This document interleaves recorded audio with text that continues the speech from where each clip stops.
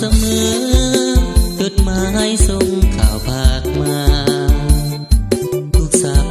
ดาห์ยังโทรศัพท์ถึงกัน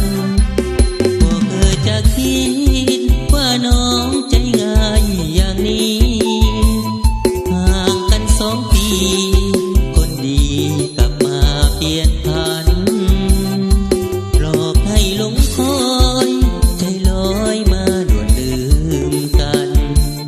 เงินนั้นสำคัญทำให้หาเขานั้นสลายจดหมา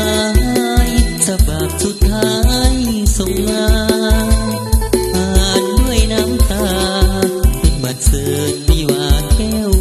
ใจหลับตาภาวนาให้เป็นพันไปแต่ก็เต็มใจความจริงบ่อาจหลีกพ้นโปรดจงสุขีขอฝากเพลงนี้ไว้พรชั่วนิรันด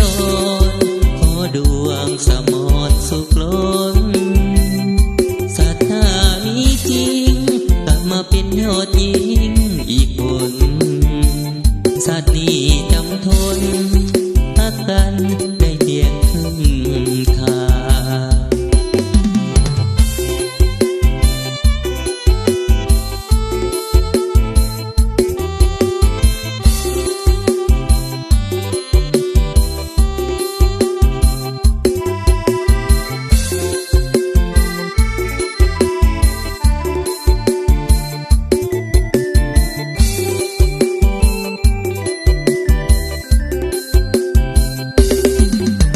จดหมายฉบับสุดท้ายส่งมาอ่านด้วยน้ำตาเป็นบัดเสิร์ตวิวาห์แก้วใจหลับตา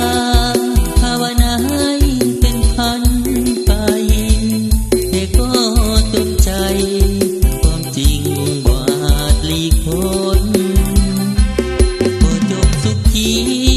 ขอฝากเพลงนี้ไว้พอ